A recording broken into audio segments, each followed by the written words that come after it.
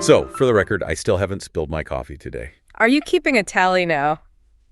Good morning, good afternoon, or good evening, wherever you are, Sip&Talkers. Welcome back. Welcome, welcome. You know, I almost got stuck at TSA yesterday at JFK, all because they decided the bottle of hot sauce in my backpack was a, quote, dangerous liquid. Well, hold on. Most people pack water bottles. You packed a weapon that could make a grown man cry. I think TSA was just protecting national security there. Okay, fair. But at least they didn't, detain me. I was just thinking about that recent incident where China detained an Indian traveler at the airport, and suddenly I felt like TSA was being pretty gentle with me. Yeah, that was no small thing. And that kind of friction between China and India, whether it's at the border or in an airport, it's never just an isolated incident. We're talking about the world's second and fifth largest economies. Two population giants. Exactly. And when their relationship gets this tense, the rest of the world has to pay attention. Oh, absolutely. Because it's not just two countries arguing. It's more like Asia's pressure cooker. Especially with tens of thousands of troops deployed on the border. That 2020 clash was a perfect example of how a small spark can ignite something huge between nuclear powers. And it immediately pulls in allies, right? The US, Japan, Australia. The whole Indo-Pacific map just starts to heat up. So today, we aren't just talking about that one traveler being detained in Shanghai.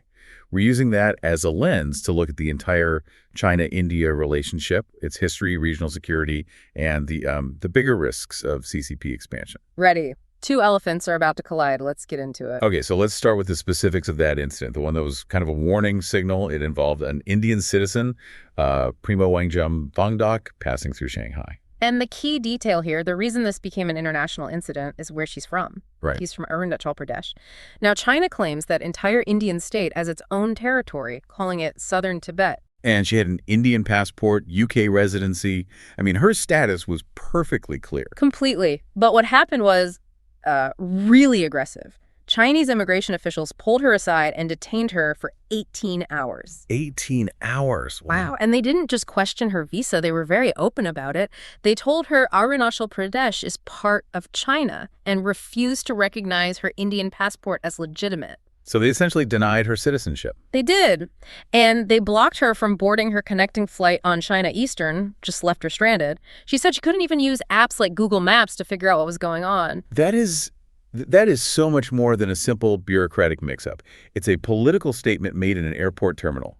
What's the strategy there? Why do that to a civilian? Well, that's what we'd call a gray zone administrative tactic. A gray zone tactic? Yeah.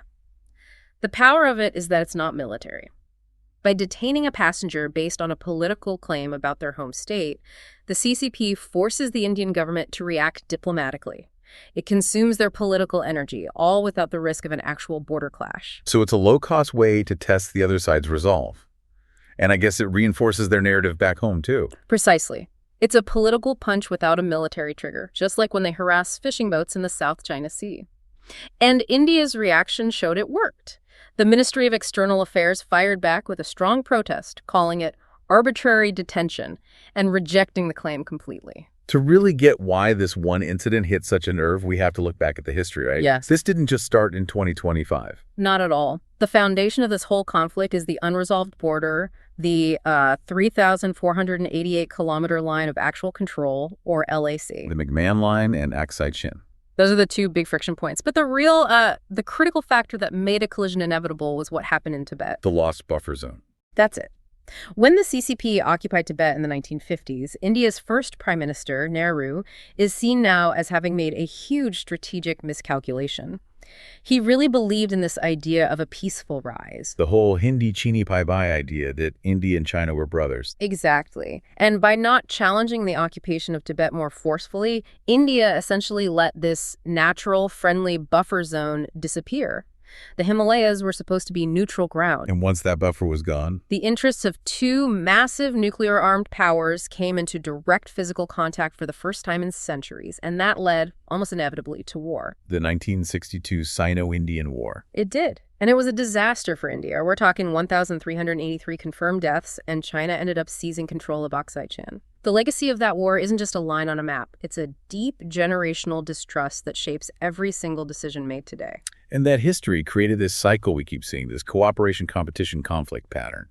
It seems like China often engages in what some call salami slicing. That's a perfect term for it. Small, incremental moves designed to slowly shift the line of actual control in their favor.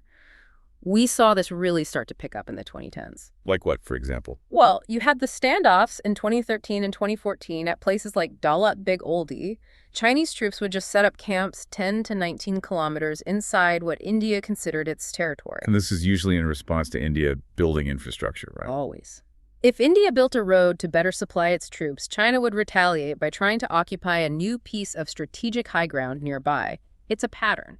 Then in 2017, things got more complicated with the Doklam standoff because that involved Bhutan. That was a 73-day proxy conflict. India actually stepped in to defend its ally, Bhutan, from Chinese road construction. It showed just how triangular the conflict could get. But the real turning point, the game changer, was the Galwan Valley clash in 2020.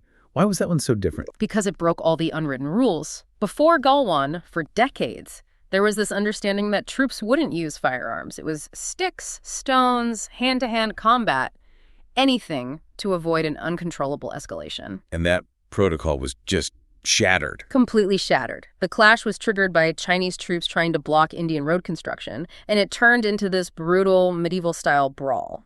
It was the first time in 45 years that soldiers died. 20 Indian soldiers were confirmed killed. 20 confirmed on the Indian side. China officially said 4, but most intelligence suggests their losses were much higher, maybe over 40. That brutality just destroyed any illusion of peaceful management and immediately kicked off serious economic decoupling efforts from India. And even with all the diplomatic talks, 21 rounds now? The salami slicing continues in places like Pangong Tso. Oh, absolutely. India's recorded over 660 border crossings by Chinese troops even as these talks are happening. It forces India to keep this massive military presence on high alert just to hold the line. And this pressure isn't just on the border, is it? It impacts India on so many other fronts. It's a multi-front pressure campaign.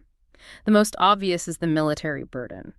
China is building permanent facilities, roads, tunnels, airfields, all along the LAC. India has no choice but to spend billions to match that, diverting money from other national priorities. Then there's the geopolitical encirclement, the string of pearls. Right. That's China's Belt and Road Initiative in action.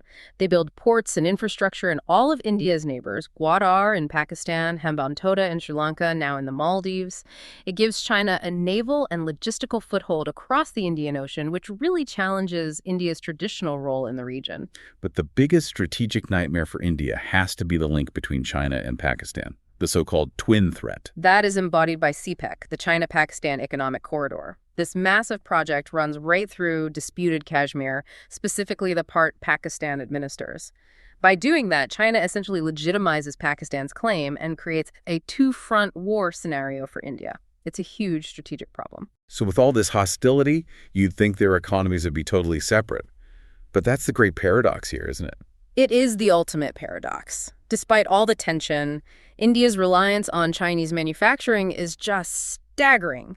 We're talking electronics, machinery, and critically, the active ingredients for pharmaceuticals. So if polls show that nearly 90% of Indians see this as their #1 security threat, why hasn't there been a massive push to decouple, especially in critical sectors? That's the billion-dollar question. The huge trade deficit, which favors China, gives Beijing constant leverage. And honestly, Indian industry just hasn't been able to scale up fast enough to replace those supply chains. The political desire is there, but the economic reality is painful.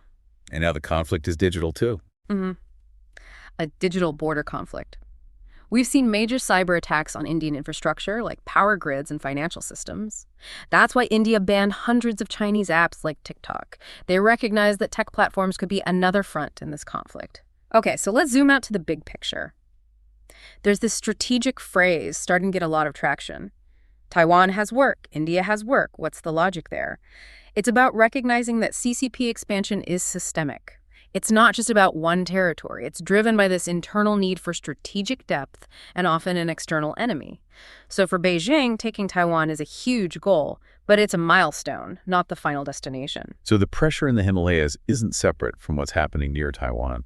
They're parallel efforts. Exactly. Look at the map. They're pushing on Taiwan, militarizing the South China Sea, testing the U.S.-Japan alliance around the Senkaku Islands, and applying constant pressure on Arunachal Pradesh. It's all part of the same playbook. And this is causing a strategic wake-up call in India. For sure, the public conversation has shifted. After the Shanghai incident, you're hearing very loud calls within India for non-military counters, like officially recognizing Taiwan's sovereignty or Tibet's. That would be a direct challenge to the CCP's core narrative. Which brings us back to Taiwan has work, India has work. So if China were to make a move on Taiwan, how does that affect the Himalayas? The risk is that Beijing could escalate things on the Indian border at the same time. It's a classic diversion. By opening a second front, they force the U.S., Japan, and especially India to split their attention and resources. It proves that security across the entire Indo-Pacific is deeply, deeply linked. And to really get the urgency here, what does the Indian public think? What do the numbers say? The polls are really striking. Recent data shows an overwhelming 89% of Indians see the border conflict as their biggest foreign policy challenge. 89%. That's almost everyone. It dictates their politics. And 67% of Indians have a negative view of China, which is one of the highest rates in the world. 81% specifically say the occupation of Tibet is a major roadblock. That historical wound is still very fresh. And yet you still have that economic paradox. Over 70% support boycotting Chinese goods, but imports are actually still rising. It shows just how hard it is to decouple. Meanwhile, the view from China, filtered through state media, is one of strategic superiority.